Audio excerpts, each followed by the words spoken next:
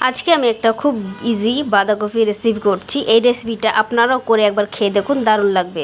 তাহলে চলুন রেসিপিটা দেখা যাক। এখানে আমি বাঁধাকপিটা রান্না করার জন্য ভালো করে ঝিরিঝিরি করে কেটে নুন দিয়ে ভাপিয়ে নিয়েছি। বাঁধাকপিটাকে 50% আমি সিদ্ধ করে নেব। তারপর আমি এখানে বড় বড় সাইজের আলু কেটে আলুটাকে লাল লাল করে ভেজে নিয়েছি। এরপর ফোড়নের জন্য 2টো শুকনো লঙ্কা, সাদা জিরে আর তেজপাতা দিয়ে দিয়েছি।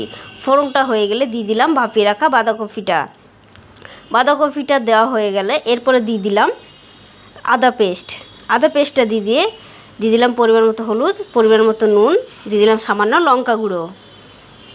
এরপরে দিয়ে দিলাম 3টে কাঁচা লঙ্কা। ভালো করে নাড়াচাড়া করে এরপরে দিয়ে দিলাম একটা টমেটোটা ভালো করে নাড়াচাড়া করে ভালো করে বারবার নাড়াচাড়া করতে হবে। দেখুন 50% হয়ে এসছে। এরপরে দিয়ে দিলাম আমি ভেজে রাখা আলুটা দিয়ে দিলাম সামান্য চিনিটা দিয়ে এরপরে ভালো করে নাড়তে চাড়তে পুরো ভাজা ভাজা করে নিতে হবে। নামানোর আগে দিয়ে দিলাম গরম মশলাটা। একবার এই রেসিপিটা করে খেয়ে দেখুন, আপনাদেরও দারুণ লাগবে।